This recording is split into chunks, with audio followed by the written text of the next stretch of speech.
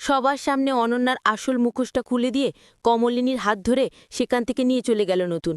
হ্যাঁ বন্ধুরা, এমনটাই দেখা যাবে। তাই সম্পূর্ণ জানতে ভিডিওটিতে লাইক দিয়ে চ্যানেলটি সাবস্ক্রাইব করে দেখতে থাকুন। গল্পের শুরুতেই দেখা যাবে কমলিনী বুবলাই আর বাবিলকে নিয়ে অনন্যাদের বাসায় আসে। তখন কমলিনী বলে, অনন্যাদি চলে আসলাম। তখন অনন্যা বলে, দেখো কমলিনী, তুমি এবারে ছোট বউ। আমি তো ভেবেছিলাম তুমি আরও আগে আসবে, কিন্তু তুমি এত দেরি করলে। তখন কমলিনী বলে, আসলে তোমার দেওয়ার কেনার ইনস্টিটিউটে পাঠিয়ে তারপরে আসলাম। তখনই এক নতুন কাকিমা বলে, আচ্ছা বড় বৌমা, এই ছেলে দুটোকে? তখন অনন্যা বলে, কাকিমা, এরা হলো নতুনের, নতুন আর কমলিনী দুই ছেলে। তখন তো বুবলাই আর বাবিল ওদেরকে হাত জোর করে নমস্কার করে। তখনই মাসিমা বলে ওঠে, মানে আমরা তো শুনেছিলাম যে নতুন যাকে বিয়ে করেছে সে নাকি বিধবা, তাহলে আবার তার এত বড় বড় ছেলে আসলো কোথা থেকে?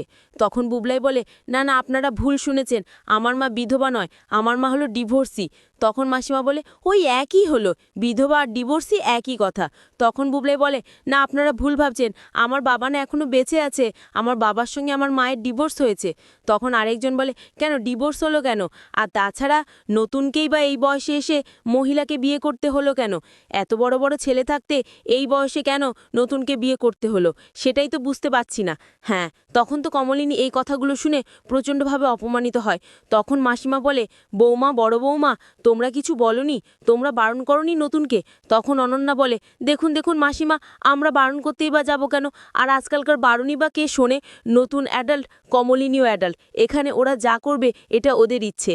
তখনই কমলিনী অনন্যাকে বলে ওঠে, অনন্যাদি, তোমার না আমাদের বলাটাই উচিত হয়নি। আর তাছাড়া তোমাদের এই কথাগুলো না আমি আসার আগেই বলে ফেলা উচিত ছিল, তাহলে আমাকে আর এখানে এসে অস্বস্তিতে পড়তে হতো না। তখন অনন্যা বলে, দেখো কমলিনী, এরকম একটা কাজ করতে পেরেছো, আর ওনারাই তো একটু বলবেই, তাও তো তোমাকে একটু সহ্য করতে হবে, তাই না? ওনারা তো নতুনকে খুব ভালোবাসে, তার জন্য এই কথাগুলো বলে ফেলে।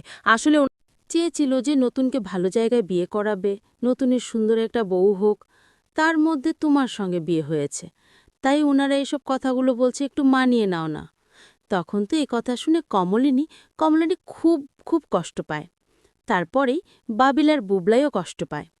তখন অনন্যা বলে, দেখো, ওনারা বয়স্ক মানুষ, গুরুজন মানুষ, ওনারা পুজোতে এসেছো, তাই এগুলো নিয়ে না বাগাবাড়ি করো না। যাক, ওনার যা বলার বলুক, তুমি তোমার ব্যবহার দিয়ে না হয় ওনাদের মনটা জয় করে নিও। তখনই দেখা যাবে নতুনের কাকিমা বাবিল আর বুবলাইকে উদ্দেশ্য করে বলে, তোমরা এত বড় বড় হয়ে গেছো, দুজনে তো বড় বড় ছেলে, তারপরে তোমার মা বিয়ে করলো, তোমরা কিছু বললে না? তখন বাবিল বলে, কেন, আমরা কেন কিছু বলবো? কারণ আমার মা তো ভুল কিছু করেনি। তাছাড়া আমাদের ফ্যামিলি সম্পর্কে আপনারা কতটুকু জানেন বলুন তো? আমার বাবা না, ভুলটা আমার বাবা করেছে। আমার বাবা অন্য একটা মহিলার সঙ্গে চলে গেছে আমার মাকে ছেড়ে। আর এত বছর আমার মা আমাদেরকে বড় করেছে। তাই আমার মা এসে কাকে বিয়ে করবে না করবে সেটা কি আপনারা বলে দেবেন নাকি? তখনই নতুনের মাসিমা বলে, তারপরও বাপু, এটা কি হয় নাকি যে এই বয়সে এসে নতুনকে বিয়ে করে নিল? তখন তো এই কথাগুলো শুনে বাবিল আর বুবলাই রিয়্যাক্ট করে। তখনই বাবিল বলে, কেন, নতুন কাকু তো অবিবাহিত ছিল, আমার মা তো কারো সংসার ভাঙেনি। আর তাছাড়া নতুন কাকু যদি মনে করে যে সে আমার মায়ের সঙ্গে সারাটা জীবন কাটাতে চায়, আমার মাকে বিয়ে করতে চায়, আর আমার মাও যদি মনে করে, তাতে আপনাদের কি সমস্যা? একটা মানুষ কার সঙ্গে সারাটা জীবন কাটাবে সেটা সেই ঠিক করবে। তখন কমলিনী বলে, বাবিল, বোবলাই, তোমরা চুপ করো না, থাক না, ওনারা গুরুজন মানুষ, ওনাদের যা ইচ্ছে করে ওনারা বলুক, তোমরা একটু চুপ করো না, আমরা পুজো বাড়িতে এসছি। তারপরে কমলিনী অনন্যাকে বলে, অনন্যাদি, আমি সেন্নিটা মেখে দিই। তখনই অনন্যা বলে, হ্যাঁ মাখো।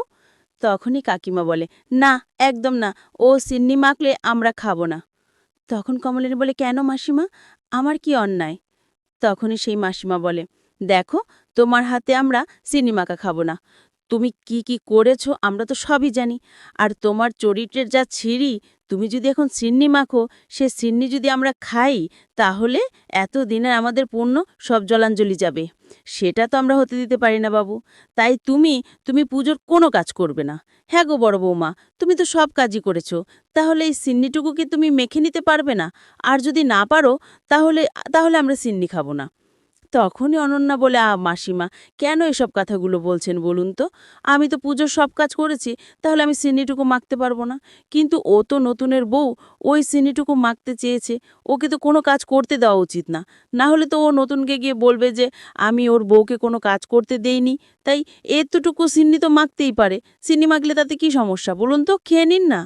আমরা চিনি মাখা খাবো, ওরকম ওরকম মেয়ের হাতে আমরা চিনি মাখা খাবো না, যার কিনা চরিত্রের কোনো ঠিক নেই। বুঝতে পেরেছ? আর নতুন যে কি করে এরকম একটা কাজ করলো সেটাই বুঝতে পারি না।